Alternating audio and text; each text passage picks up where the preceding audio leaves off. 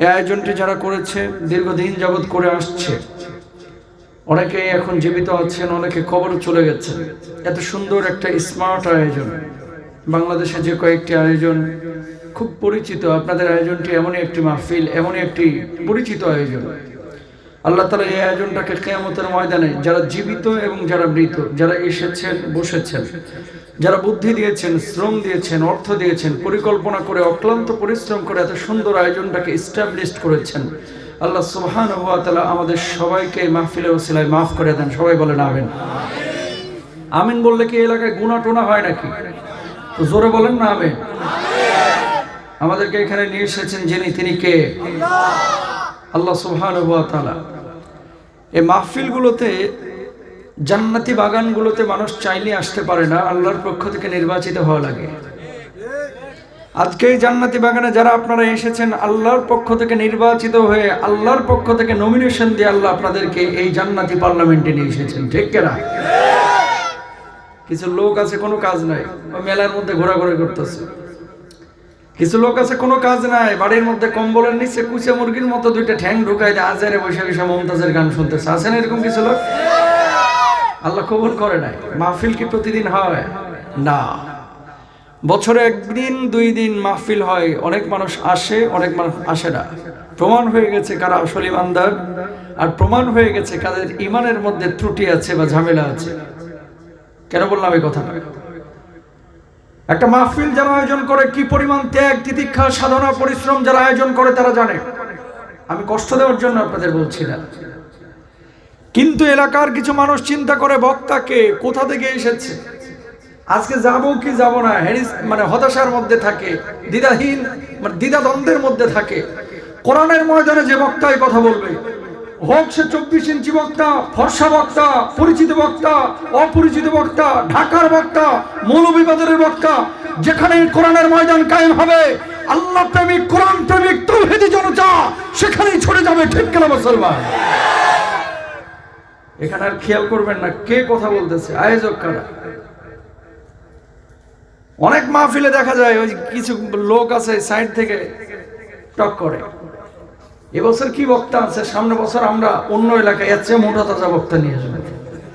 কথা কয় না, আছে না? না, এত সুন্দর একটা প্যান্ডেল, এত আয়োজন, উচিত ছিল যে মাহফিলের প্যান্ডেলটা কানায় কানায় পূর্ণ হয়। মাহফিলে যদি মানুষ 2 জন থাকে, যে ওয়াজ করবো 2 লাখ থাকলে একই ওয়াজ করবো, সেটা বিষয় না। কিন্তু বিষয়টা কি, প্রত্যেকটা মাহফিলের একটা দাবি আছে। সুতরাং যারা ঘোরাফেরা করছেন, আপনারা মেহেরবানি করে প্যান্ডেলের মধ্যে চলে আসুন। আল্লাহ তৌফিক দান করুন, বলুন আমিন। একজন মানুষ প্রতিদিন 23,040 বার চোখের পাতা ফেলে, 23,040 বার। বিনা চার্জে এই চোখের পলক ফেলানোর যিনি তৌফিক দিচ্ছেন, তিনি কে? জোরে সরে বলেন। একটা মানুষ প্রতিদিন 1 লক্ষ বারের বেশি তার যে হৃদপিণ্ডটা আছে এটা পাম্পিং দেয়। যেদিন হৃদপিণ্ডের স্পন্দন বন্ধ হয়ে যাবে, আপনার নামের শুরুতে মরহুম বসে যাবে, মানুষ আপনাকে লাশ বলবে, ঠিক কিনা? পেটের মধ্যে গরুর গোশত, মাছ, ডিম, রসগোল্লা একসাথে ঢুকাই দিচ্ছেন। হজম কেমনে হয় একটাবার আপনারা চিন্তা করেন নাই? পেটটার মধ্যে আল্লাহ তাআলা প্রতিদিন 2 লিটার অ্যাসিড উৎপাদন করে, যে অ্যাসিডটা আপনার খাবারটাকে হজম করে। সুবহানাল্লাহ বলেন। কল্পনা করছেন একবার? একজন মানুষ প্রতিদিন অক্সিজেন নেয় 1.4 কিউবিক মিটার, যেটার বর্তমান বাজার মূল্য হচ্ছে প্রায়, প্রতিদিন যদি হসপিটালকে বিল দেওয়া লাগতো, আপনার 24,000 টাকা প্রতিদিন হসপিটালকে বিল দিতে হতো শুধু এই অক্সিজেনের কারণে। সুবহানাল্লাহ কোন? তার মানে একজন মানুষ প্রতি মাসে আল্লাহর কাছ থেকে শুধু ফ্রি অক্সিজেন নিয়েছে 7,20,000 টাকার। আল্লাহু আকবার কোন না? আমার কিউরিসিটি জন্মালো যে তাহলে একজন মানুষ 60 বছরের হায়াত পাইলে আল্লাহর কাছ থেকে কি পরিমাণ ফ্রি অক্সিজেন নিয়েছে। হিসাব করে ক্যালকুলেটরে দেখতে পাইলাম প্রায় 60 বছরে একজন মানুষ আল্লাহর কাছ থেকে শুধু ফ্রি অক্সিজেন নিয়েছে 54 কোটি টাকার। আল্লাহু আকবার বলেন। এবার আপনারা বলেন, এই জমিনটার মালিক কে? আসমানের মালিক কে? খাওয়াচ্ছেন কে? পড়াচ্ছেন কে? সুস্থ রেখেছেন কে? আল্লাহর জমিনে যেখানে আল্লাহর কোরআনের কথা হবে, কোরআন প্রেমিক মানুষরা সে আল্লাহর কথা শোনার জন্য আসবে। দুনিয়ার জিন্দেগিতে কোনোদিন কোনো মানুষের গোলামি, চামচামি করে মুসলমানের বাচ্চা করবে না। যে আল্লাহ আমাকে টিকে রেখেছে, সে আল্লাহর গোলামি মুসলমান মুমিন করবে, ঠিক কিনা ভাইরা? সিদ্ধান্ত আপনাকে নিতে হবে, আপনি কোন দিকে, আল্লাহর দিকে নাকি আল্লাহর বিপক্ষে? যদি আল্লাহর দিকে আপনি থাকেন, অবশ্যই কোরআনের ময়দানে আপনাকে আসতে হবে, আল্লাহর কথা শুনতে হবে। আল্লাহ আমাদেরকে আমলের নিয়তে বলার এবং শোনার তৌফিক দান করুন, বলুন আমিন। ঢাকা থেকে এই পর্যন্ত আসা বাবার গল্প, খাজার গল্প, মাজারের গল্প, বাঁশখুঁটির গল্প করার জন্য না। যতক্ষণ কথা চলবে ইনশাআল্লাহ তাফসীর হবে, নবীজির সুন্নাহের কথা চলবে, হাদিসের কথা চলবে। আল্লাহ আমাদের তৌফিক দান করুন, বলুন আমিন। তবে ঠিক এই মুহূর্তে আকাশ থেকে কিছু ফেরেশতা নেমে আপনাদের উপরে রহমতের ডানাগুলো বিছিয়ে দিয়েছেন, বলুন সুবহানাল্লাহ। আর আমার আল্লাহ রাব্বুল আলামিন বলছেন, ফেরেশতারা, এই কোন শীতের মধ্যে যে মানুষগুলো খড়খটার উপরে তাঁবুর মধ্যে প্যান্ডেলের মধ্যে বসে আছে, এই মানুষগুলো মূলত কি করে? ফেরেশতারা তখন বলে আল্লাহ। এই মানুষগুলো আপনার কোরআনের কথা শুনে, আপনার নবীর সুন্নাহের কথা শুনে। আল্লাহ রাব্বুল আলামিন তখন বলেন, ফেরেশতারা, এই মানুষগুলো কখনো কি আল্লাহ রাব্বুল আলামিন দেখছে? ফেরেশতারা তখন বলে, আল্লাহ, এই মানুষগুলো কখনো আল্লাহ আপনারা দেখে নাই। আপনার কোরআনের কথা শোনার জন্য আরামের ঘুমকে হারাম করে, ল্যাব কথা কম্বলগুলোকে বর্জন করে আপনার এই কোরআন প্রেম মানুষগুলো, মুমিন বান্দাগুলো কোরআনের ময়দানে ছুটে এসেছে। আল্লাহ রাব্বুল আলামিন তখন বলেন, এই মানুষগুলো যদি আল্লাহরে দেখতো কি হতো? আল্লাহ, এই মানুষগুলো আপনার গোলামি দাসত্ব আরো বেশি বেশি স্বীকার করতো। আল্লাহ রাব্বুল আলামিন এবার বলেন, ফেরেশতারা, এই মানুষগুলো মূলত কি চায়? ফেরেশতারা তখন বলে, আল্লাহ, এই মানুষগুলো আপনার কাছে জান্নাত চায়। আল্লাহ, এই মানুষগুলো আপনার কাছে জাহান্নামের আযাব থেকে মুক্তি চায়। আল্লাহ রাব্বুল আলামিন তখন বলেন, ফেরেশতারা, তোরা সাক্ষী থাক, তোরা সাক্ষী থাক। আমি আল্লাহ রাব্বুল আলামিন ওই কোন শীতের রাত্রে আমার কোরআনের ময়দানে যে পঙ্গপালের মতো আমার বান্দারা বসে বসে আলোচনা শুনলো, আমি আল্লাহ রাব্বুল আলামিন ওই মানুষগুলোর জীবনের গুনাহ খাতাগুলি মাফ করে দিলাম। ওরে ভাই, সুবহানাল্লাহটা কইতেও কি কষ্ট লাগতেছে? পকেট থেকে সুবহানাল্লাহটা বাইর করেন না, একটু জোরে বলেন সুবহানাল্লাহ। এই এলাকায় কি সুবহানাল্লাহ কইলে গুনাহ টোনা হয় নাকি? জোরে বলেন সুবহানাল্লাহ। এই ক্ষমার জন্য শেষ পর্যন্ত থাকবেন তো ইনশাআল্লাহ? কে কে রাজি আছেন? একটু আল্লাহকে হাতটা তুলে দেখান দেখি। মাশাআল্লাহ, লিল্লাহি তাকবীর। হাতটা নামান। একটি আয়াত তেলাওয়াত করেছি, সূরা আল বাকারার 245 নম্বর আয়াত। এই আয়াতের আলোকে এবং সমসাময়িক কিছু বিষয় নিয়ে আজকে কথা হবে। যেহেতু আমাকে বিষয় দেওয়া হয়েছে কমিটির পক্ষ থেকে, আমি এই বিষয়ের আলোকে ইনশাআল্লাহ তাআলা কথা বলার চেষ্টা করব। আল্লাহ তৌফিক দান করুক, বলুন আমিন। সূরা আল বাকারার 245 নম্বর আয়াত তেলাওয়াত করেছি। কি বলছেন? দুনিয়ার জিন্দেগিতে মানুষ যখন বিপদে পড়ে যায়, তখন মানুষের কাছে হাত পাতে অনেক সময়। ভাই 20,000 টাকা দেন না, 3 দিন পরে শোধ করে দেব। ভাই ছেলেটা লন্ডন যাবে, আগামী 7 দিন পরে ফ্লাইট, আমাকে আল্লাহর ওয়াস্তে 50,000 টাকা দেন। বিনা সুদে অনেকে ঋণ চায়। কিছু মানুষ আল্লাহকে খুশি করার জন্য বিনা সুদে মানুষকে ঋণ দেয়, আছে না নাই?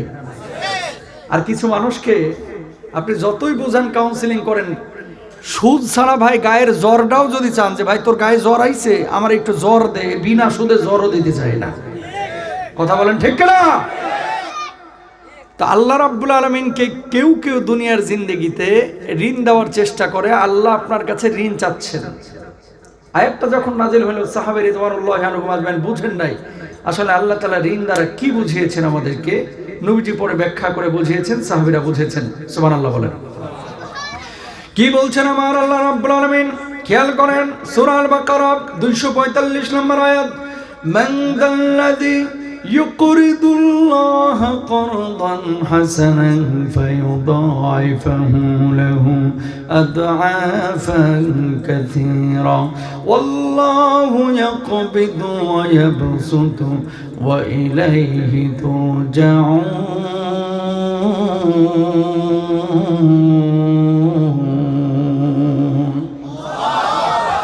আল্লাহ রাব্বুল আলামিন বললেন, যে গোলাম, যে বান্দা আল্লাহ রাব্বুল আলামিনকে ঋণ দিবে দুনিয়ার জিন্দেগিতে, আল্লাহ রাব্বুল আলামিন কিয়ামতের ময়দানে তার জন্য দ্বিগুণ বদলার ব্যবস্থা করবেন, 3 গুণ বদলার ব্যবস্থা করবেন, বহুগুণ বদলা বানায় দিবেন। কিয়ামতের ময়দানে আল্লাহ রাব্বুল আলামিন ওই বান্দার জন্য চূড়ান্ত জান্নাতের ফয়সালা করে দিবেন। বলুন সুবহানাল্লাহ। আয়াত যখন নাযিল হলো, সাহাবীরা বললেন, ইয়া রাসূলুল্লাহ, আল্লাহ রাব্বুল আলামিন দুনিয়ার জিন্দগিতে আমাদের কাছে যে ঋণ চাইলেন, এর মানে তো বুঝলাম না আল্লাহ ঋণ দ্বারা কি মিন করেছেন, উদ্দেশ্য করেছেন। আল্লাহ নবী সাল্লাল্লাহু আলাইহি ওয়াসাল্লাম জবাব দিলেন, সাহাবীরা রে, আল্লাহর জন্য যেখানে জানের প্রয়োজন সেখানে জান দিবি, আল্লাহর জন্য যেখানে মালের প্রয়োজন সেখানে মাল দিবা।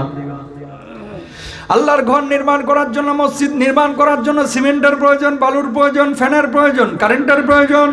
এই ঘর নির্মাণ করার জন্য, মাহফিল করার জন্য, মাদ্রাসা করার জন্য অনেক গোলাম আছে, যেই গোলামরা টাকা পয়সা আল্লাহর রাস্তায় খরচ করে। আজকের মাহফিলটা যে হচ্ছে, খরচ আছে না নাই?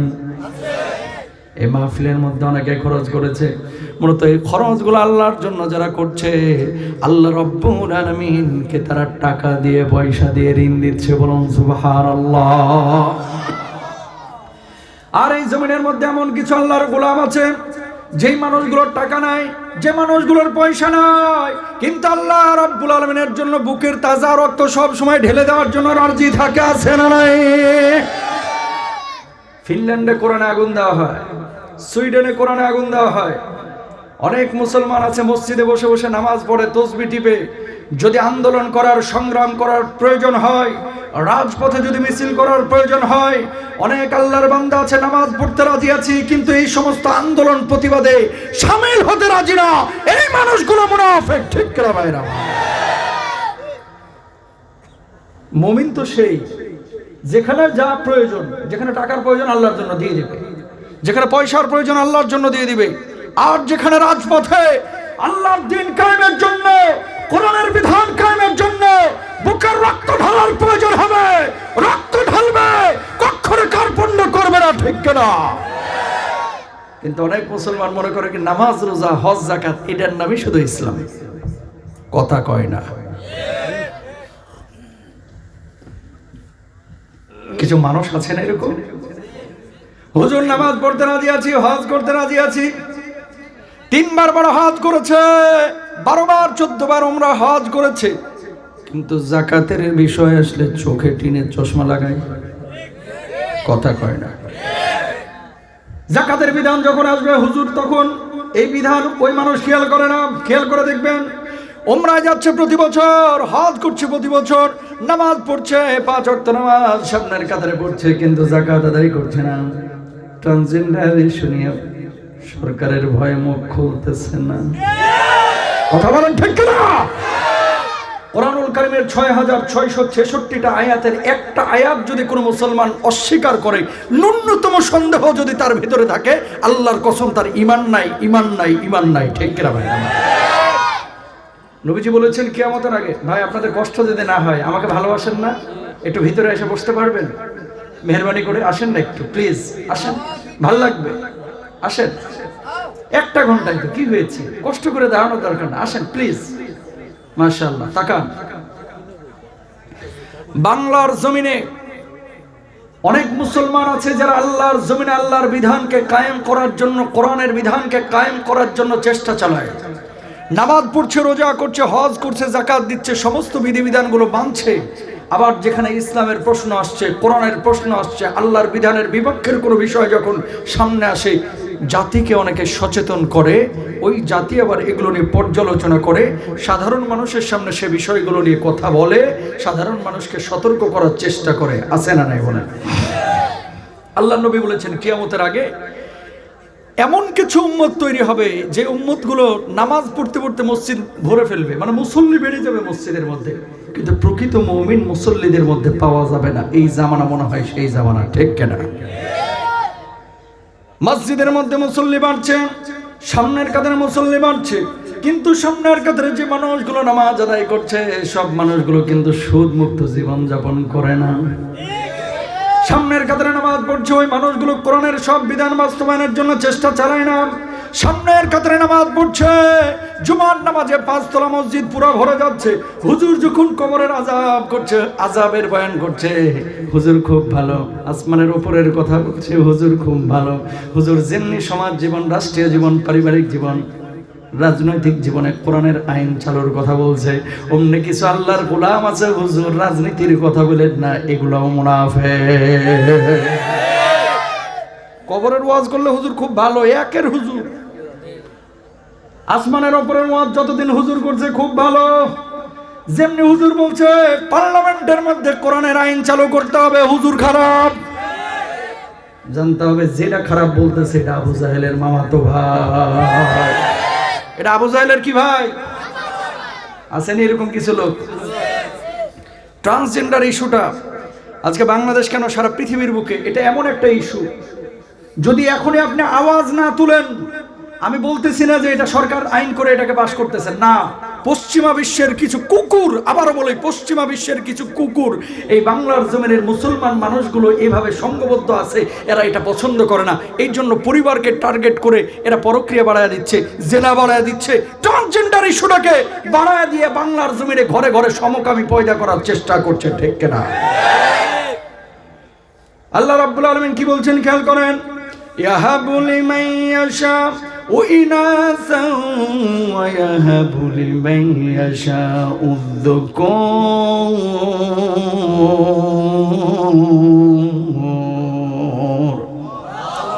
আও ইয়াজাওজুহুম যুকরানা ওয়া ইনাসা। আল্লাহ রাব্বুল আলামিন যাকে ইচ্ছে ছেলে বানান, যাকে ইচ্ছে মেয়ে বানান, যাকে ইচ্ছে ছেলেও দেন না মেয়েও দেন না, বন্ধা করে রেখে দেন। তিন শ্রেণীর মানুষের কে আল্লাহ রাব্বুল আলামিন দুনিয়ার জিন্দেগিতে পাঠিয়েছেন। কেউ ছেলে হবে, কেউ বা মেয়ে হবে, কেউ বা তৃতীয় লিঙ্গের হবে। লিঙ্গ নির্ধারণ আল্লাহ রাব্বুল আলামিন পেটের মধ্যে করে দিয়েছেন। কিন্তু পশ্চিমা বিশ্বের এই মানুষগুলো বলছে ছেলে এবং মেয়ে যতদিন অপ্রাপ্তবয়স্ক থাকে তাদের কোনো লিঙ্গ থাকে না। অর্থাৎ প্রাপ্তবয়স্ক হওয়ার পরে মনে মনে সে যদি বলে আমি নারী তাহলে নারী, নারী যদি বলে যে আমি মনে মনে পুরুষ তাহলে সে পুরুষ। এজ লাইক শিয়াল মুরগির খড়ের সামনে যে বলতেছে হায় রে ভাই আমি তো মুরগির মতো তোর সাথে আমারে থাকতে দে। ওই শিয়ালে মুরগির খড়ে রাখলে যেমন শিয়াল মুরগির একটাও রক্ষা করবে না, ওই জালেমগুলোকে যদি নারী এবং পুরুষের স্বীকৃতি মনে মনে দেওয়া হয় সবগুলো কওমে লূতের মতো সমকামী হয়ে যাবে, ঠিক কিনা? চতুর্মুখী ষড়যন্ত্র আমার বাংলার জমিনে হচ্ছে, ঠিক কিনা ভাই আমার? মাদ্রাসা শিক্ষার বইয়ের মলাটের মধ্যে হারমোনিয়ামের ছবি, এটা কি কোনো মুসলমানের কাজ হতে পারে? কথা কয় না। সুতরাং প্রিয় ভাইরা আমার, এটা রাজনীতির কোনো কথা না, এটা ঈমানের দাবি। যারা এগুলোকে বিশ্বাস করছে, প্রতিষ্ঠিত করার জন্য চেষ্টা চালাচ্ছে, এখনই সতর্ক না হলে গোটা বাংলার মুসলমানদের ঈমান নিয়ে টানাটানি হবে, ঠিক কিনা ভাইরা আমার? Be careful. তাহলে আল্লাহ রাব্বুল আলামিনকে জান দিয়া আর মাল দিয়া যে আপনি ঋণ দিবেন, আগে নিজের ঘরটারে তো আপনার ঠিক করতে হবে। নিজের অপবিত্রতা আছে, নাপাকি আছে, নাপাক ধুয়ে সেরা মসজিদে গেলে নামাজ কবুল হবে। যেখান থেকে কথাটা বলছিলাম, মসজিদে মুসল্লির সংখ্যা বাড়বে কিন্তু প্রকৃত মুমিনের সংখ্যা কমে যাবে। এই জামানা চলতেছে, সেই জামানা। প্রমাণ দেন। এই আয়াতটা কোন আয়াত মনে আছে তো? সূরা বাকারা 245 মনে আছে তো? আয়াতটা যখন নাজিল হইলো, আবু বকর কোনায় দাঁড়ানো, ইহুদি বারবার বলতেছে কি আবু বকর, খুব তো বলছিল তোমার আল্লাহ সব কিছুর মালিক, তোমার আল্লাহ আবার কেমন আল্লাহ? তোমার আল্লাহ দেখে আমাদের কাছে ঋণ চাই। তার মানে আবু বকর তোমার আল্লাহ একটা ফকির, তোমার আল্লাহ একটা মিসকিন। নাউজুবিল্লাহ বলেন। আবু বকর বলতেছে কি বললি এটা? আমার আল্লাহ ফকির? খবরদার দ্বিতীয়বার এটা আর উচ্চারণ করবি না। কেন? ঠেস মেরে কথা বলতেছে। এলাকায় কিছু লোক পাবেন যে মানুষগুলো নিজেরা নামাজ পড়ে না কিন্তু অন্যজন নামাজ পড়ুক এটাকেও উৎসাহ দেয় না, সন্দেহের দৃষ্টিতে দেখে। দাড়ি একজন আগে রাখতো না, এখন রাখা শুরু করেছে, এটারও সন্দেহের দৃষ্টিতে দেখে। কি কি আবার জামাতে টামাতে চোখ টুক দিল কিনা? কথা কয় না। আগে টাকনুর নিচে কাপড় পরতে, এখন টাকনুর উপরে পড়া শুরু করছে। কি রে, কি হেফাজত নাকি জেএমবি টেমবিতে যোগ দিয়েছে নাকি? এর মতি গতি তো ভালো দেখতেছি না, এই টাকনুর উপরে কাপড় পরছে কেন? জুব্বা পড়া শুরু করছে। কিরে হাজির ভান ধরতেছিস কেন? কোন দিকে অ্যাঙ্গেল নিছিস নাকি, ইউটার্ন নিছিস নাকি? এই টুপিটা কিন্তু নবীকে ভালোবেসে আমরা পড়েছি, দাড়িটা কিন্তু নবীকে ভালোবেসে আমরা রেখেছি, জুব্বা কিন্তু নবীজিকে ভালোবেসে আমরা পড়েছি, ঠিক কিনা? সুতরাং কোন মুসলমান যদি আরেকজন মুসলমানের দাড়িকে কটাক্ষ করে বলে জঙ্গির দাড়ি, টুপিকে যদি বলে জঙ্গির টুপি, জুব্বাকে যদি বলে জঙ্গির জুব্বা, আল্লাহর কসম নবীকে ভালোবেসে 1000 বার জঙ্গি হতে রাজি আছি, এই পোশাক আমরা ছাড়তে পারবো না, ঠিক কিনা?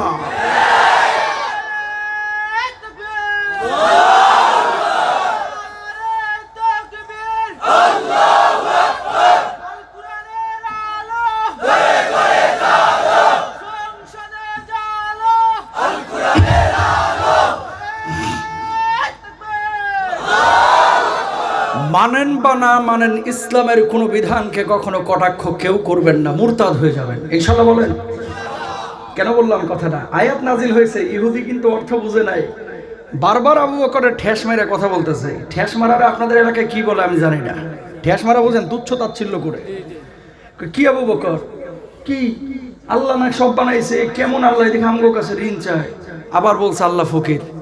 দ্বিতীয়বার গেল, তৃতীয়বার যেমনি বলছে আবু বকর তোমার আল্লাহ ফকির, এবার যাইবি কই? নরম মেজাজের আবু বকর গরম হয়ে গেছে। নরম মানুষ গরম হলে কিন্তু রুখা মুশকিল হয়ে যায়। আবু বকর নরম মেজাজের মানুষ গরম হয়ে ডান হাতটা তুলে কইসে একটা থাপ্পড় বসায় দিছে ইহুদির গায়ে। আল্লাহু আকবার বলেন। এবার ইহুদি গালের মধ্যে হাত দিয়া আল্লাহর নবী বিশ্ব নবী সাল্লাল্লাহু আলাইহি ওয়াসাল্লামের বাড়ির দিকে দিলেন দৌড়। মুহাম্মাদুর রাসূলুল্লাহ সাল্লাল্লাহু আলাইহি ওয়াসাল্লামের কাছে গিয়ে বললেন, ওগো মুহাম্মদ সাল্লাল্লাহু আলাইহি ওয়াসাল্লাম, কি শিখান আপনি সাহাবীদেরকে? কি শিখান? কই কি হইছে? কই আপনার সাহাবীরা তো আমাদেরকে ধরে ধরে শুধু মারে। আল্লাহর নবী বললেন, কে মেরেছে তোকে? কই আপনার আবু বকর মারছে। আল্লাহর নবী বললেন, আমি বিশ্বাস করি না, আমি বিশ্বাস করি না, আমার আবু বকর মারতে পারে না। তুই যদি উমরের ব্যাপারে বলতিস, তুই যদি আলীর ব্যাপারে বলতিস, তুই যদি ওসমানের ব্যাপারে বলতিস, আমি বিশ্বাস করতাম। আমার নরম মেজাজের আবু বকর কাউরে অন্যায়ভাবে মারতে পারে না। আল্লাহর নবী এবার বললেন, আমি বিশ্বাস যেহেতু করি না, তুই কি প্রমাণ দিতে পারবি? কয় ডাকেন আপনার আবু বকর রে। আল্লাহর নবী ডাকলেন, আবু বকর কি শুনলাম তোমার ব্যাপারে, তুমি নাকি ইহুদির গায়ে হাত তুলেছ।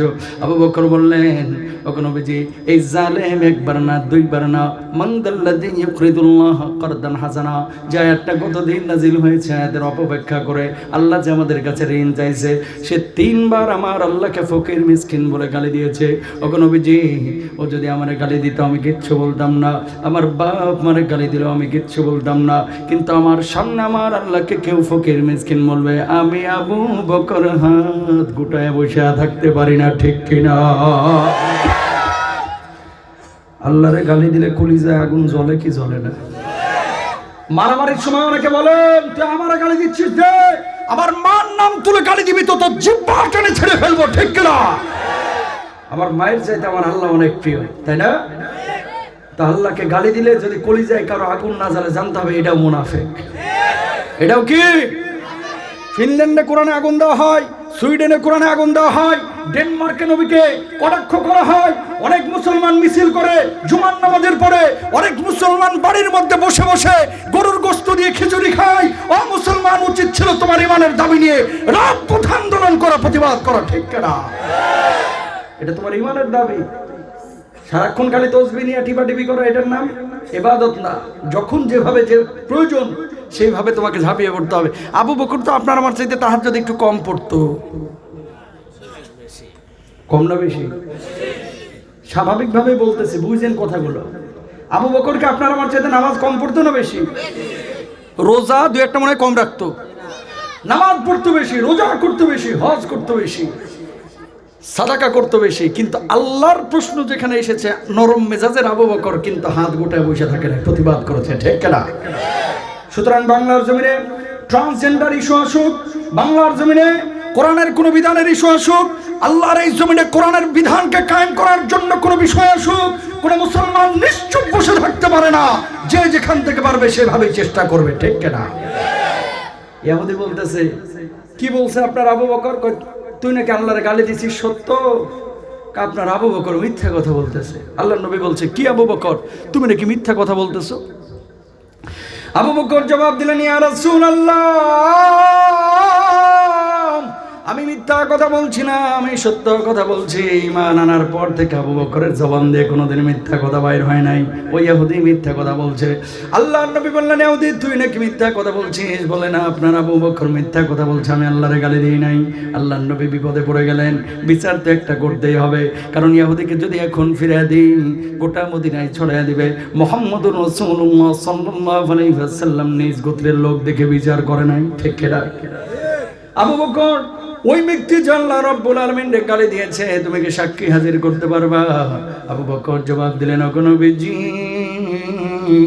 ওই জায়গায় ছিলাম আমি, আর ছিল ওই ইহুদি, সাক্ষী আমি কোত্থেকে হাজির করব?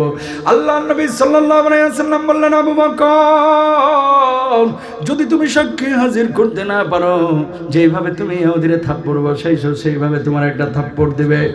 আল্লাহর নবী যখন এই কথা বললেন, আবু বকর তখন জবাব দিলেন, ওগো নবীজি, আল্লাহর গালি দিয়েছে এই জন্য তারা আমি থাপ্পড় মেরেছি, এটা যদি আমার অন্যায় হয়ে থাকে, ওই ইহুদি আমার থাপ্পড় কেন, আমার জীবনটাও নিয়ে চলে গেলে আমি আবু বকরের কলিজার মধ্যে বিন্দু মাত্র কষ্ট থাকবে না। আল্লাহ নবী বলছে, ওই ইহুদি দেখাই যেমনি আমার আবু বকর মারছে ওইভাবে একটা থাপ্পড় মেরে দে। এবার ইহুদি রেডি হচ্ছে, আজকে তোর একদিন কে আমার একদিন। বুঝেন নাই, মারবে কারে? আবু বকর। আর শাজিম থেকে দেখছেন কে? আল্লাহ দেখেন না? জিবরিল আমিন আল্লাহ ডাকছে, তাড়াতাড়ি আয়, আমার হাবিব দেখ কি বিচার করতেছে, মুহূর্তের মধ্যে আমার হাবিবের কাছে চলে যা। তো জিবরিল আমিনের তো আবার আকাশ থেকে আল্লাহ নবীর কাছে আসতে মনে হয় ওই মৌলভীবাজার বাজারে 26.5 মিনিটে জ্যামে বসে থাকতে হবে নাকি? চোখের পলক ফেলানোর আগেই বিশ্বনবী মুহাম্মদুর রাসূলুল্লাহ সাল্লাল্লাহু আলাইহি ওয়াসাল্লামের কাছে জিবরিল আমিন এসে হাজির, ওইদিকে ইহুদি মারার জন্য রেডি হচ্ছে। জিবরিল আমিন আসলেন, বললেন, ইয়া রাসূলুল্লাহ, কি বিচার আপনি করছেন, কি বিচার আপনি করছেন? আল্লাহ রাব্বুল আলামিন কিন্তু সব কিছু দেখছেন। খবরদার খবরদার, ইহুদির হাত যেন আবু বকরের গালে স্পর্শ না করে। আল্লাহর নবী বুঝে গেলেন আর শাজিম থেকে কোনো বার্তা চলে এসেছে। ও জিবরিল, কি হয়েছে, কেন কেন? আল্লাহ রাব্বুল আলামিন না করেছে, খবরদার জিবরিল আমিন। জিবরিল আমিন বলছে, ওগো নবীজি, যেন সে আবু বকরের গালটা স্পর্শ না করে। আপনি সাক্ষী খুঁজছিলেন আবু বকরের পক্ষে বিপক্ষে, দুনিয়ার কোনো সাক্ষীর প্রয়োজন নাই, দুনিয়ার কোনো সাক্ষীর প্রয়োজন নাই। আল্লাহ রাব্বুল আলামিন আর শাজিম থেকে আবু বকরের পক্ষে সাক্ষী হয়ে গেছে। সাক্ষী হচ্ছেন কে? আল্লাহর নবীকে মার জিবরিল আমিন বললেন, ওগো নবীজি, ইহুদি যেন না মারে, এই যেন আল্লাহ রাব্বুল আলামিন একটা আয়াত আপনার কাছে হাদিয়া পাঠিয়েছেন। 4 নম্বর পারা 13 নম্বর পৃষ্ঠা। লাকাদ সামিআল্লাহু কাওলাল্লাযীনা ক্বালু ইন্নাল্লাহা ফাকীরুন ওয়া নাহনু আগনিয়া।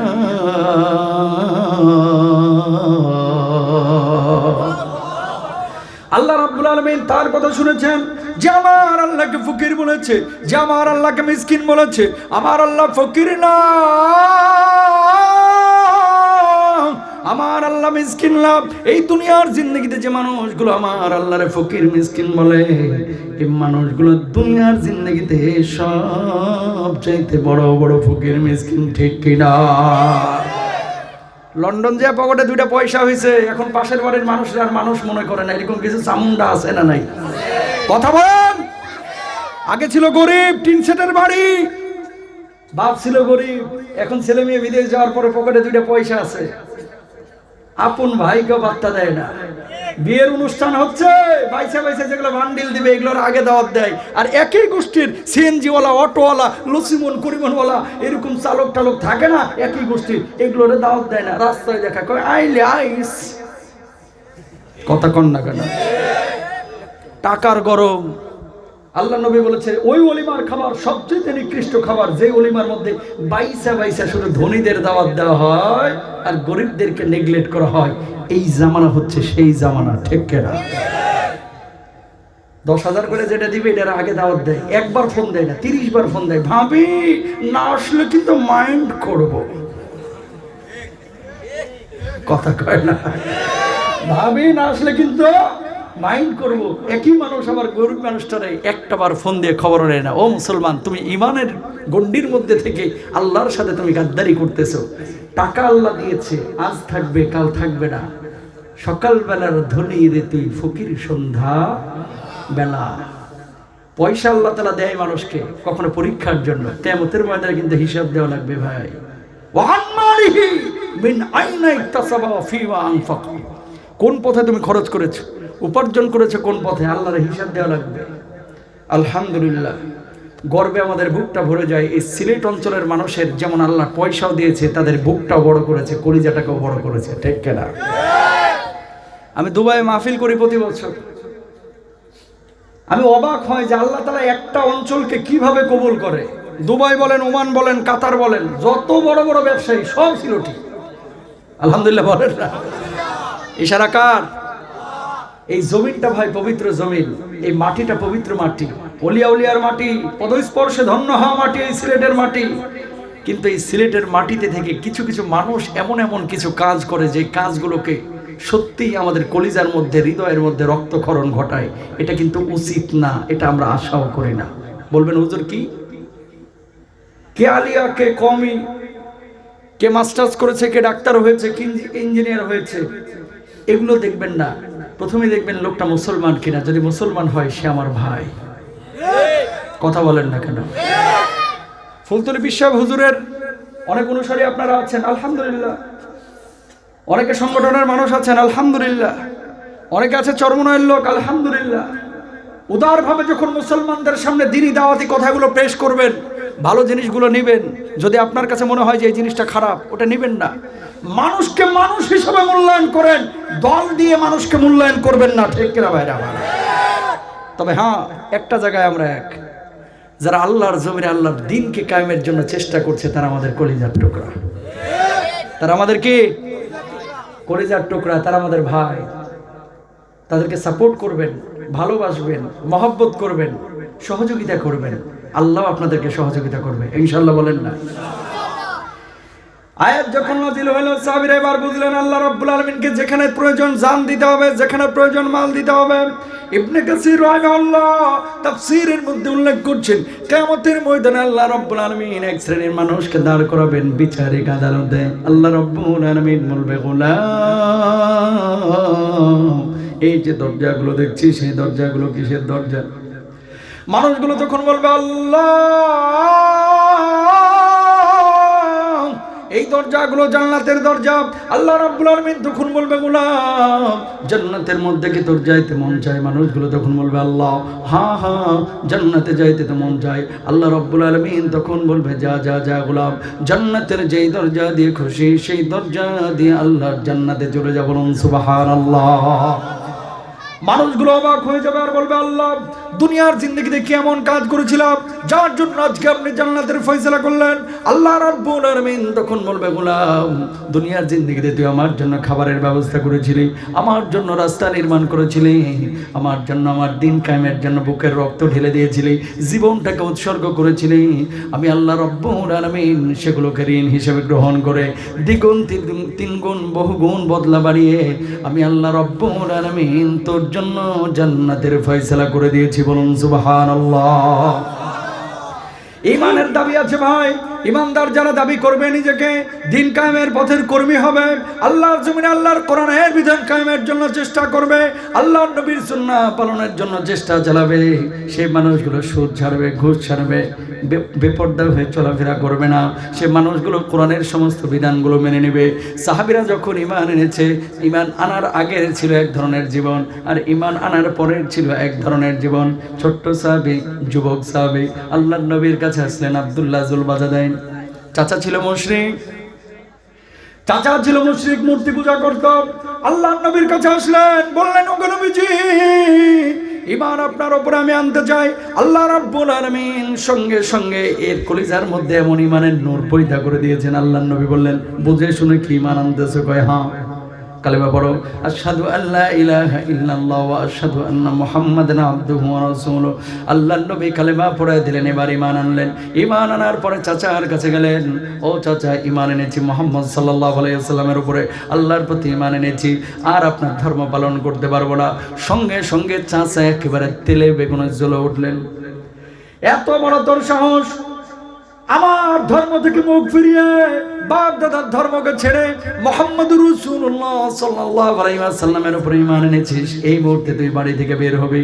চাচা বাড়ি থেকে বের হতে রাজি আছে, কয় সম্পদগুলো ছাড়বে, সম্পদ ছাড়তে রাজি আছে।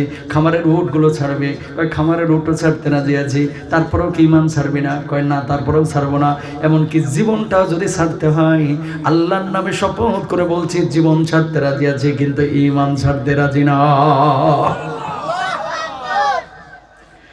শীতের মধ্যে রজনী থরথর করে আব্দুল্লাহ কাঁপছেন। এই তোর মানির সম্পদ আর তোর দেওয়া হবে না, পৈতৃক ভিটা দেওয়া হবে না, খামারের নোটগুলো দেওয়া হবে না। এই মুহূর্তে বাড়ি থেকে বের হয়ে যাবে। আব্দুল্লাহ বুক ফুলিয়ে বলছে, বের হয়ে যাবো এক্ষণে। যা যা এক্ষণে বের হয়ে যা। যখন বাড়ি থেকে বের হয়ে যাচ্ছে, পরনে যে জামা কাপড়টা ছিল, কই জামা কাপড়টা খুলে দিয়ে যাবে। চাচা,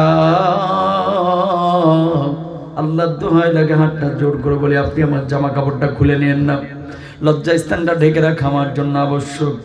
আরেকটা হচ্ছে শীতের রাত, সব তো দিয়ে দিলাম, কই জামা কাপড়টাও তো আমার টাকায় কিনে দেওয়া, হয় জামা কাপড় ছাড়বি অথবা ইমান ছাড়বি।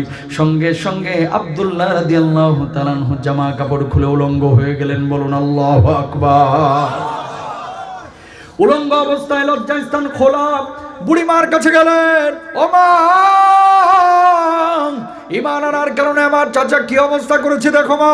ও মা, তোমার কাছে কি একটা চাদর হবে নাকি, যে চাদরটা দিয়ে আমি আমার লজ্জা স্থানটাকে ঢেকে আল্লাহর নবীর কাছে যাব। মা ছোট্ট একটা চাদর দিলেন। আব্দুল্লাহ এবার লজ্জা স্থানটা ঢেকে আল্লাহর নবীর বাড়ির দিকে রওনা হলেন। নবীজি তখন তাহাজ্জুদের নামাজের জন্য জাগ্রত হয়েছেন। আল্লাহর নবী সালাম ফিরে দেখেন, যুবক আল্লাহর নবীর গেটের সামনে দাঁড়ায় দাঁড়ায় থরথর করে কাঁপাকাঁপি করছে। আল্লাহর নবী বললেন, যুবক কি নাম তোমার, কি পরিচয়, কেন এখানে দাঁড়িয়ে আছো?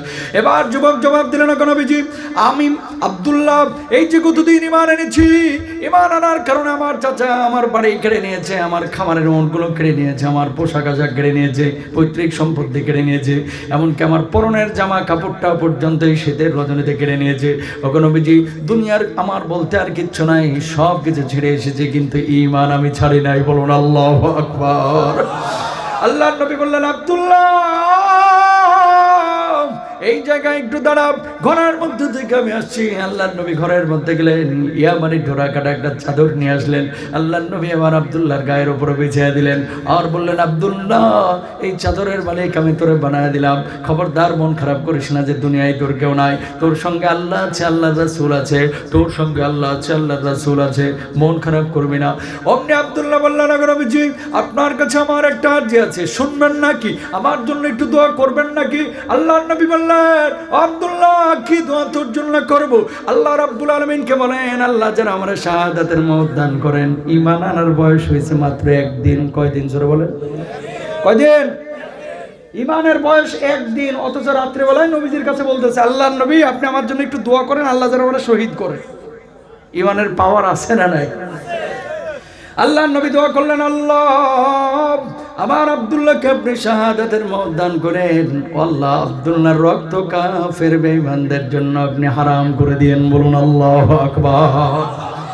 এবার সাহাবী বললেন, নবীজি আমি শহীদ হইতে চাইলাম, কিন্তু আমার রক্ত কাফের বেঈমানদের জন্য আপনি কেন হারাম করলেন? আল্লাহর নবী জবাব দিলেন, আব্দুল্লাহ কেউ যদি শাহাদাতের তামান্না নিয়ে ঘরের বিছানাতেও মারা যায়, আল্লাহ রাব্বুল আলামিন ওই ব্যক্তিকেও শাহাদাতের মর্যাদা দিয়ে দেন। বলুন সুবহানাল্লাহ। চলে গেলেন গরীব সাহাবীদের কাছে। আল্লাহর নবী বললেন, মসজিদে নববীর পাশে থাকবি ওই সাহাবীদের সঙ্গে। কয়েকদিন পরে তাবুকের যুদ্ধের ডাক পড়েছে, সমস্ত সাহাবীদের সঙ্গে আব্দুল্লাহ গিয়েছে। প্রচন্ড জ্বর আক্রান্ত হয়ে যুদ্ধের 2-3 দিন আগে তিনি দুনিয়া থেকে বিদায় নিয়ে চলে গেলেন। মাগরিবের নামাজের পরে আবু বকরের মতো সাহাবীরা ওই আব্দুল্লাহর লাশটারে গোসল দিচ্ছেন। আল্লাহর নবী তখনও জানেন না আব্দুল্লাহ দুনিয়া থেকে বিদায় নিয়ে চলে গেছে। রাস্তা দিয়ে যখন হেঁটে যাচ্ছেন, আল্লাহর নবী আবু বকরকে বললেন, আবু বকর কার লাশ ধুচ্ছ, কাকে গোসল করাচ্ছ? আবু বকর বললেন, নবীজি আপনার সাহাবী আব্দুল্লাহ দুনিয়া থেকে বিদায় নিয়ে চলে গেছে। নবীজির মনটা খারাপ হয়ে গেল। নবীজির চোখের মধ্যে দরদর দরদর করে পানি পড়া শুরু হলো চোখ থেকে। আল্লাহর নবী বললেন, আবু বকর এই সাহাবী কখন দুনিয়া থেকে বিদায় নিয়েছে? আসরের পরে দুনিয়া থেকে বিদায় নিয়েছে। নবীজি বললেন, আবু বকর লাশ গোসল নিচ্ছ ভালো কথা, কিন্তু খবরদার খবরদার কেউ তার জানাজার নামাজ পড়াইবে না। আবু বকর বললেন, নবীজি জীবনেও তেমন কথা শুনি নাই যে কারো জানাজার নামাজ পড়াইবে না, এমন কথা তো কোনো সাহাবীর ব্যাপারে বলেন নাই, এর ব্যাপারে কেন বলতেছেন? আল্লাহর নবী বললেন, আবু বকর ঈমানের কারণে তার ত্যাগ, তার কুরবানি আছে অনেক বেশি। আমি নবী, আমি আজকে নিজেই আবু আব্দুল্লাহর জানাজার নামাজের ইমামতি করব। একটু জোরে বলবেন না সুবহানাল্লাহ? নবীজি জানাজার নামাজের ইমামতি করলে লাভ আছে না নাই? আরো জোরে বলেন, আছে না নাই? আল্লাহর নবী জানাজার নামাজ পড়াইলেন, সাহাবীরা দৌড় দিছে কবরে নামার জন্য। লাশ নামাবে? কেউ নামবে না। ইয়া রাসূলুল্লাহ, কেন নামবো না? আমার আব্দুল্লাহর লাশ আমি নবী আজকে নিজ হাতে কবরের মধ্যে নামাবো। আল্লাহু আকবার বলেন। নবীজি কবরের মধ্যে নামছেন। এই আবু বকর নামো, ওমর নামো। কবর কয়টা বলেন? একটা। কয়টা? আর পৃথিবীর শ্রেষ্ঠ 3টা মানুষ ওই কবরে নামছে। মাঝখানে রহমাতুল্লিল আলামিন, এক পাশে আবু বকর, আর এক পাশে ওমর। বলুন আল্লাহু আকবার। নবীজি বলছে, এই লাশটা আমার হাতে দাও। লাশটা নিয়ে আকাশের দিকে তুলে বল, আল্লাহ আরশের মালিক, আমি আব্দুল্লাহর উপরে খুশি হয়ে গেছি, তুমি আব্দুল্লাহর উপরে খুশি হয়ে যাও। আর কিছু লাগে? বলেন, আর কিছু লাগে? লাশ দাফনের পরে যখন মাটি দিয়ে সবাই চলে গেছে, আবু বকর রাদিয়াল্লাহু তাআলা কবরের পাশে দাঁড়াইয়া বসে এইভাবে থাবা মারতেছে। কিসের উপরে? মাটির উপরে, কবরের। বেলাল জিজ্ঞেস করছে, আবু বকর, লাশ দাফন হয়ে গেছে, কবরের মাটির উপরে থাবা দিচ্ছেন কেন? এটা আক্ষেপের থাবারে। কি কপাল নিয়ে আব্দুল্লাহ জন্ম নিয়েছিল, কয়দিন আগে ঈমান আনছে, তার ব্যাপারে আল্লাহর সাক্ষী দিচ্ছে নবীজি। ওর লাশের জায়গায় আমি আবু বকরের লাশটা আজকে কেন হলো না, কেন হলো না? আল্লাহু আকবার বলেন। দুনিয়ার সব পেলেন কিন্তু আল্লাহরে পাইলেন না। ঘোড়ার ডিম কিচ্ছু লাভ নাই। আর দুনিয়ার কিচ্ছু পান নাই। ফকির মিসকিনের মতো থেকেছেন। যেদিন কবরে গিয়েছেন আল্লাহর সন্তুষ্টি নিয়ে গিয়েছেন। আল্লাহর কসম, আপনার চাইতে সফল কামার কেউ নাই, ঠিক কিনা? আজকে পৃথিবীবাসীর দিকে তাকান, সারা বিশ্বের মুসলমানরা আজকে মার খাচ্ছে শুধুমাত্র ঈমানের দাবিগুলো পূরণ না করার কারণে, ঠিক কিনা ভাইরা? বাপ ছিল মুসলমান, আমরা মুসলমান হয়ে গেছি। দাদা ছিল মুমিন, আমরা মুমিন হয়ে গেছি। কিন্তু ঈমানের যে দাবিগুলো, এগুলো পূরণ করতেছি না। ফিলিস্তিনে যে পরিমাণ মুসলমান মার খাচ্ছে, মনে করেন মুসলমানদের টাকার সংখ্যা কম না বেশি? দেশের সংখ্যা।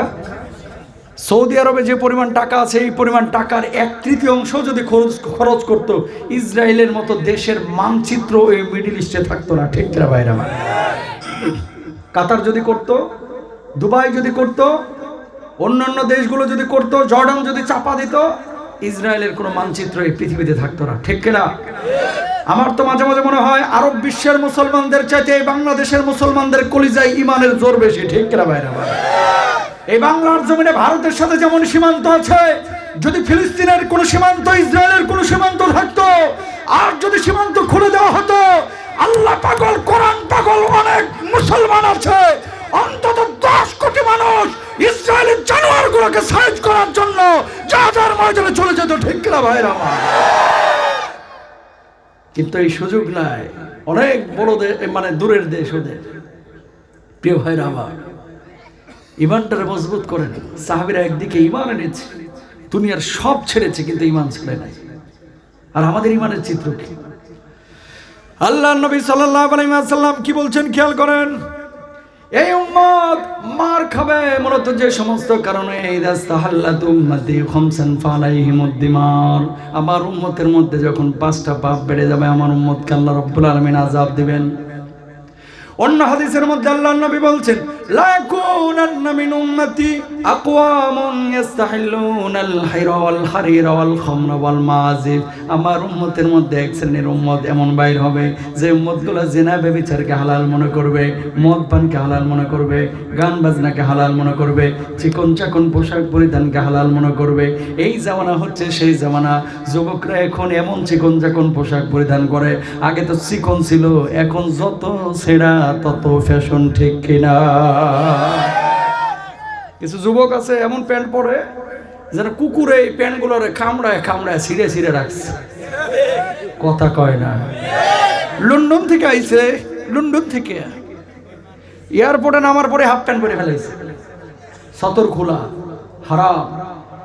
এই যুবকদেরকে বলে, অনেক যুবক আছে এমন জিন্সের প্যান্ট এখন পরে, একে তো ছেঁড়া, আর এক হচ্ছে যেন বিলায়ে সাইটে সাইটে রঙই উঠে যাইছে, ঠিক কিনা? যত ছেঁড়া, যত রং চটা, এগুলো নাকি এখন ফ্যাশন। আহা, ও মুসলমান, কেন মার খাবেন না আপনারা? নবীজি বলেছেন কিয়ামতের আগে এমন কিছু মেয়ে বের হবে, এমন কিছু পুরুষ বের হবে, উপরে পোশাক পরবে কিন্তু ভেতরের এদের অঙ্গ প্রত্যঙ্গের আকার আকৃতি বোঝা যাবে, লাল নীল কি পরছে এখন তো এও বোঝা যায়, ঠিক কিনা ভাইরা? করবেন না। মেয়েরা খোপা করবে উটের পিঠের মতো, উঁচু হয়ে থাকবে, আমার কিছু মা বোন আছে যারা দেখা যায় হিজাব করছে কিন্তু খোপাটার এখানে চুপকা করে রাখছে, আছে না? হিজাব করে মুখটা ঢাকে না, কি করে? ওপরে হিজাব লাগাইছে, আবার মুখে আটা ময়দা সুজি 1.5 কেজি মারছে, কথা কয় না। কি পর্দা করলেন আপনি? আর এই যুবক, তোমাদেরকেও একটা কথা বলি, ছেঁড়া ফাটা প্যান্ট যখন কোনো যুবক পরবে, সে মুহাম্মদ রাসূলুল্লাহর প্রকৃত উম্মত দাবি করতে পারবে না, কারণ এটা নবীজির সুন্নাহ না, ঠিক না? তুমি কেমন মুসলমান? এমন জিন্সের প্যান্ট পরে নামাজে যায়, উপরে ছোট গেঞ্জি, নিচে জিন্সের প্যান্ট, রুকুতে গেছে পেছন দিয়ে ফারাক্কাবাদ পুরাই খোলা, লাল না নীলেও বোঝা যায়, আছে না নাই? আহা, কোথায় যাচ্ছে আজকের মুসলমান? ইয়াস্তাহিল্লুনাল হিরা ওয়াল হারিরা। মাইন্ড করেন না, কিছু বাস্তবধর্মী কথা আমি সব জায়গায় বলি, এবং আমি আমার স্টাইল, আমি কাউকে নকল করি না, আমি আমার মতো চলি, আলহামদুলিল্লাহ।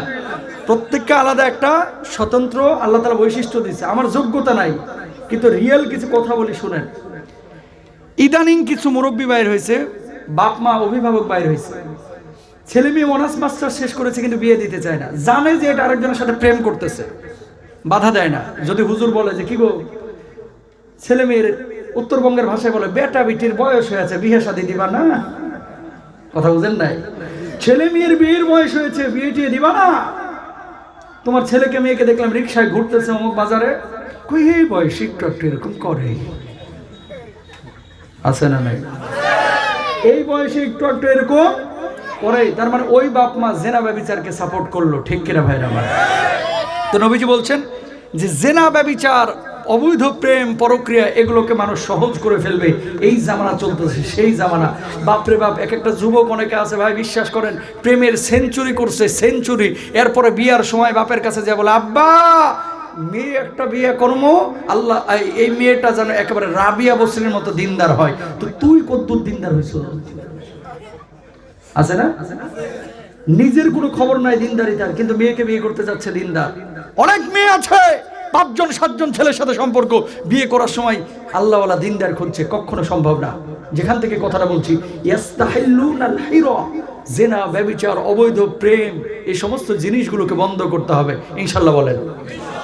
কেউ জড়াবেন না এগুলোতে, না হলে মুসলমানরা মার খাবে। আজকে মার খাচ্ছে কিন্তু এই সমস্ত কারণে। কিছুদিন আগে আমি লেবানন সফর করলাম, এক যুবক দেখতেছি দাঁড়ায় দাঁড়ায় মদ খাচ্ছে, টুপি পরে। বললাম আজকে মদ খাচ্ছ কেন? মাইন্ড করেন না। সিলেটি অনেক ভাইরা আপনারা যারা লন্ডনে থাকেন, কিছু জেনারেশন তৈরি হয়েছে আলহামদুলিল্লাহ, যারা খুব আল্লাহওয়ালা। আর অনেক বাপ মা এমন বিপদে পড়ে গেছে, গেছিল দিন নিয়ে, এখন ওখানে যে ছেলে মেয়ে সব হয়ে গেছে নাস্তিক মুরতাদ। এরপর আবার সিলেটে ব্যাক করছে, আচ্ছা হুজুরের হাতে দিয়ে বলে, হুজুর ছেলেটা তো মন মস্তিষ্ক শেষ হয়ে গেছে, এরা একটু ঠিকঠাক করে দেন। এরকম লোক আছে না? আছে। এই জন্য বি কেয়ারফুল, এগুলো করা যাবে না। সন্তান সন্ততিকে কোরআনের টাচে রাখতে হবে। যদি কোরআনের টাচে থাকে, ওই সন্তান কখনো বাপ মারে কষ্ট দিবে না, জেনা করবে না, অবৈধ প্রেম করবে না, মানুষের মেয়ের দিকে তাকাবে না, ওই সন্তান কখনো আরেকজনের হক নষ্ট করবে না। আজকে লিখে রাখেন, লিখে রাখেন, ছেলে মেয়েকে যদি কোরআনের শিক্ষা দিতে না পারেন, ডাক্তার হোক, ইঞ্জিনিয়ার হোক, কোনো সমস্যা নাই, কিন্তু কোরআনের টাচে যদি রাখতে না পারেন, মৌলিক শিক্ষাগুলো যদি দিতে না পারেন, আপনার সিট আগেই বৃদ্ধাশ্রমে একটা বুকিং দিয়ে রেখে। আমি চ্যালেঞ্জ করলাম, আগারগাঁওয়ের বৃদ্ধাশ্রমে যান, বহু ডাক্তার ইঞ্জিনিয়ারের বাপ মাকে পাবেন। চ্যালেঞ্জ করলাম, গোটা বাংলাদেশের বৃদ্ধাশ্রমগুলো খুঁজে একজন ইমাম খতিব বক্তার বাপ মাকে বৃদ্ধাশ্রমে পাবেন না। কেন? কারণটা কি? কারণ একটাই, হুজুর জানে হুমা জান্নাতুকা নারুক, বাবা মা তোমার জান্নাত, বাবা মা তোমার জাহান্নাম। আর জেনারেল শিক্ষিত অনেক মানুষ এটা বুঝে না, মনে করে আমি এখন বড় হয়ে গেছি, আমার আর কোনো দায়িত্ব নাই, এরকম একটা মেন্টালিটি। এই জন্য সুন্দরী বউ পায়া বাপ মাকে ভুলে যায়। এরা কখনো আসল মানে সত্য সুন্দর ছেলে মেয়ে হতে পারে না, আদর্শ ছেলে মেয়ে হতে পারে না। এরা মূলত আল্লাহর দুশ্মন, নবীর দুশ্মন। বাপ মারে কখনো কষ্ট দিবেন না, ইনশাল্লাহ বলেন।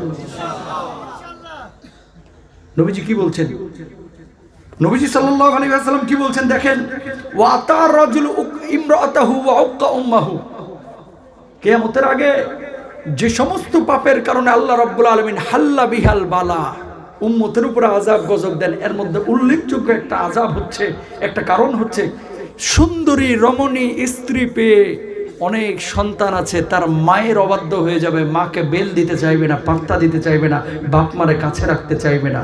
এই জামানা খেয়াল করে দেখেন, ম্যাক্সিমাম হয়তোবা 70% উপরে যুবক যুবতী পাবেন যারা বুড়া বুড়ির সাথে থাকতে চায় না, একসাথে বুড়া বুড়ির সাথে থাকতে চায় না। কেন? বুড়া কাশে, মানে ছেলের বাপ শ্বশুর কাশে, এটা সহ্য হয় না। শ্বশুর যেখানে খুশি থুপ ফেলে, সেপ ফেলে, সহ্য হয় না। শ্বশুর পান খায়, সহ্য হয় না। শ্বশুর নামাজের জন্য বারবার টাকা দেয়, সহ্য হয় না। তার সেফটি নাই, সেটা কি স্বাধীনভাবে চলতে পারে না। না, বুড়া বাপ মাকে যদি তুমি সম্মান করো, তোমার বাপ মাকে আরেকজন সম্মান করবে। এই জন্য প্রিয় ভাইরা আমার, ইস্তাহিল্লুনাল হিরাল হারিরা ওয়াল খামরা ওয়াল মাযিব, জিনা ব্যভিচারকে হালাল মনে করবে, চিকন চাকন পোশাক পরিধানকে হালাল মনে করবে, মদ পান শরাব পানকে হালাল মনে করবে, গান বাজনাকে হালাল মনে করবে। আজকালকের বিয়ের অনুষ্ঠানগুলো খেয়াল করেন, গান বাজনা ছাড়াও বিয়ের অনুষ্ঠান যেন সম্পূর্ণই হয় না, আছে না নাই? গান বাজনার ধারে কাছে যাবেন না। আল্লাহ নবী সাল্লাল্লাহু আলাইহি ওয়াসাল্লাম যে সমস্ত পাপের কারণে আল্লাহ রাব্বুল আলামিন এই উম্মতের মধ্যে আযাব গজব দেন, ফালিয়ার থাকে বিআইন্দা দালিকা রিহান হামরা ওয়া জালজালা, ভূমিকম্প পাঠান, দাবানল পাঠান, বৃষ্টি বন্ধ করে দেন। এর মধ্যে গুরুত্বপূর্ণ একটা পাপ হচ্ছে বাপ মার অবাধ্য হওয়া, বাপ মাকে সম্মান না দেওয়া, বাপ মার সঙ্গে ঠিকমতো কথা না বলা। আল্লাহ নবী দাঁড়ানো, কয়েকজন সাহাবী আল্লাহর নবী সাল্লাল্লাহু আলাইহি ওয়াসাল্লামের সামনে দাঁড়ানো। আল্লাহর নবী কয়েকজনকে বললেন, যাও যাও যাও, জিহাদের ময়দানে যুদ্ধের জন্য চলে যাও, আমি তোমাদেরকে পারমিশন দিলাম। সর্বশেষ যে যুবক সাহাবী দাঁড়ানো, ওগো নবীজি আপনি আমারে পারমিশন দেন, আমি আল্লাহর রাস্তায় জিহাদের জন্য যাব। আল্লাহর নবী বললেন, ঘরের মধ্যে কে আছে? কে আছে? ওগো নবীজি ঘরের মধ্যে আমার বুড়িমা আছে। আল্লাহর নবী বললেন, বুড়িমার খেদমত করার মতো কি কেউ আছে? ওগো নবীজি বুড়িমার খেদমত করার মতো তো কেউ নাই। আল্লাহর নবী বললেন, যা তুই তোর বুড়িমার খেদমত কর। এবার সাহাবী বললেন, ওগো নবীজি ওই সাহাবীরা জিহাদের ময়দানে যুদ্ধ করার জন্য যে সওয়াব পাবে, আমি তো সেই সওয়াব পাবো না, আমি তো সেই সওয়াব পাবো না। আল্লাহর নবী বললেন, তোর ধারণা ভুল। ওরা যুদ্ধের ময়দানে গিয়ে জিহাদ করে যে সওয়াব পাবে, তুই তোর ঘরের মধ্যে তোর বুড়িমার সেবা করার কারণে আল্লাহ রাব্বুল আলামিন তোর আমলনামায় সেই সওয়াবের ব্যবস্থা করে দিবে। জোরে বলেন না সুবহানাল্লাহ। এই পৃথিবীতে কেউ আপনারা নিঃস্বার্থ ভালোবাসে না ভাই, আপনার মা ছাড়া। আল্লাহর পরে আপনারা নিঃস্বার্থ যদি কেউ ভালোবাসে, আপনার মা, আপনার মা, আপনার মায়ের পরে আপনার বাপ, আর কেউ না। সবাই মূলত আপনার মানরে ভালোবাসে, আপনার টাকারে, আপনার অবস্থানরে, আপনার পার্সোনালিটিকে মানুষ ভালোবাসে বেশি, আপনাকে নিঃস্বার্থ ভালোবাসে কম। ঠিক কিনা ভাই? না বন্ধু যার জন্য আপনার সকাল বিকাল চিন্তায় থাকতে হয়, প্রেমিক প্রেমিকা যার জন্য আপনার এত আয়োজন, যান না একবার জেনে দেখেন কয়জন খবর নেয়। কথা বলেন না কেন? হামজা ভাই আসলো সিলেটে, মাইক্রোর পাশে যে পরিমাণ মুসল্লিরা দাঁড়ায়, মনে হলো যে এখানে একটা মাহফিল হয়ে যাবে। বিশ্বাস করেন, জেলে যাওয়ার পরে এই সমস্ত চাতক পাখিদের কিন্তু খুঁজে পাওয়া যায় না। ঠিক না? শোনেন, আসল বন্ধু হচ্ছে সেই যে দুঃসময়ে পাশে থাকে। আপনার দুঃসময়ে যে পাশে থাকে সে হচ্ছে আপনার মা। সুখেও মা, দুঃখেও মা। আহা, এটা এমন একটা সম্পদ, হাতটা জোর করে বলি ভাই। বাপমা যখন জীবিত থাকে মানুষ বোঝে না, বাপমা মারা যাওয়ার পরে পকেট ভরা টাকা আসে, সেই টাকা আর বাপমারা দিতে পারে না, তখন বাপমা কবরে চলে যায়। এই জন্য 50 টাকা কামাইলে 20 টাকা বাপমার পেছনে খরচ করেন। বাপমার পেছনে খরচ করে পৃথিবীতে আল্লাহর কসম কোনো মানুষ ফকির হয় নাই, বরং বাপমার পেছনে খরচ করে মানুষ কোটিপতি হয়েছে। নিজের বুড়া বাপ মা খাবার পায় না, শাহজালাল ইয়ামানী রাহিমাহুল্লাহর কবরের ওখানে গিয়ে 10,000 দিয়ে আসতেছে। কে বলেছে তোমাকে? তোমার বাপ মা তোমার বড় পীর, তোমার বাপ মার খেদমতটা আগে করো। আমার কথা না, আল্লাহর কথা। রাব্বুল আলামিন বলছেন, ওয়াবুদুল্লাহ ওয়ালা তুশরিকু বিহি শাইআন ওয়া বিল ওয়ালিদাইনি ইহসানা।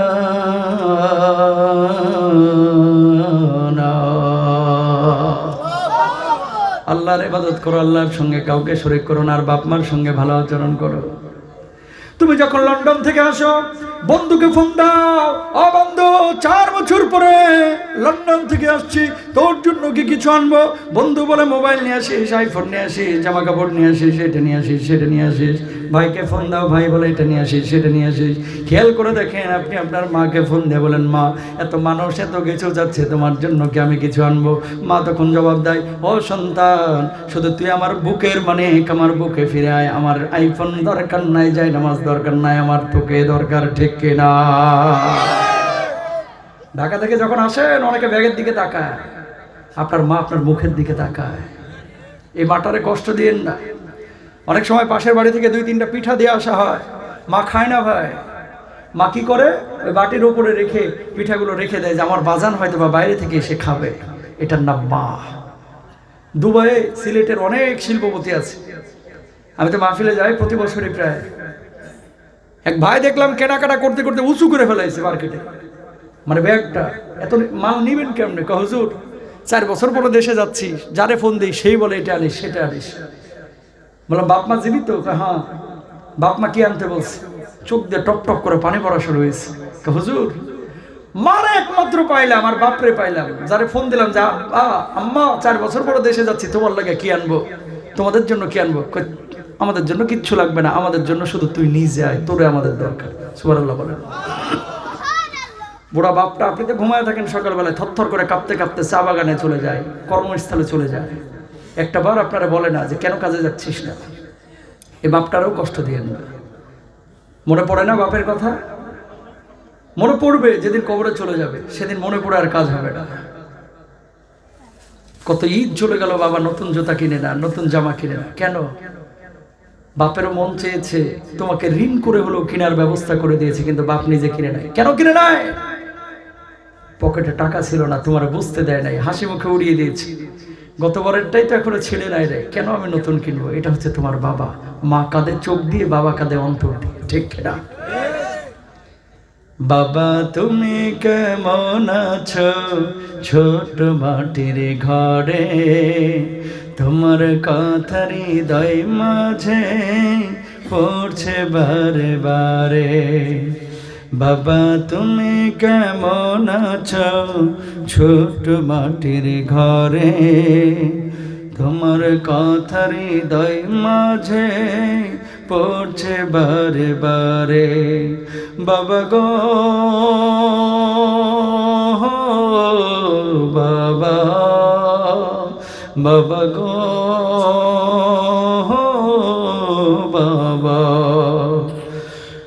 কত আদর কত স্নেহ তোমার কাছে পেলাম, সব কিছু হারিয়ে আজকে নিঃস্ব হয়ে গেলাম।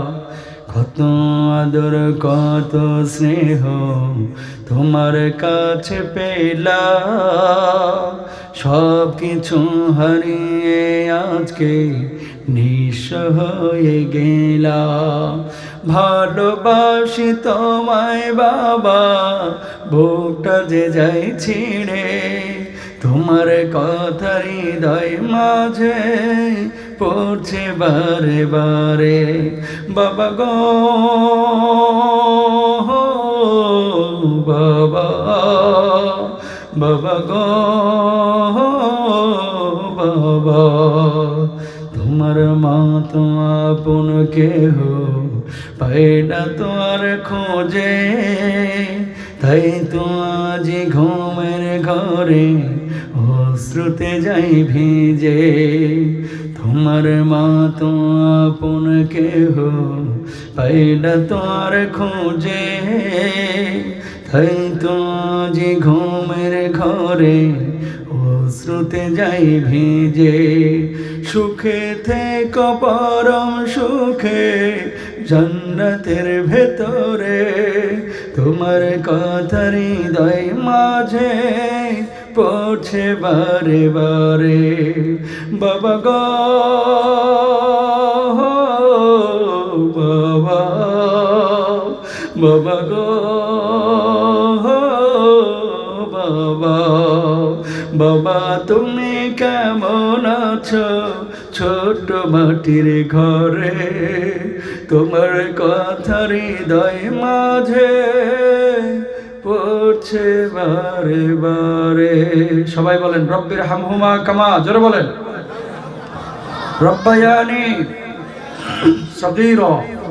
আবার বলেন রব্বির হামহুমা কামা রব্বায়ানি সগীরা। আল্লাহ সবার বাপ মাকে জান্নাতুল ফিরদাউস নসিব করুন, বলুন আমিন। আরো জোরে বলেন আমিন। যেখান থেকে কথা আসছিল যে বাপ মার অবাধ্য সন্তান যদি হয়, বাপ মার অবাধ্য আচরণ যদি বেশি করে, আল্লাহর আযাব আসে। কি আযাব? ভূমিকম্প বেড়ে যাবে, আকাশের বৃষ্টি বন্ধ হয়ে যাবে, দাবানল ছড়িয়ে পড়বে এই পৃথিবীর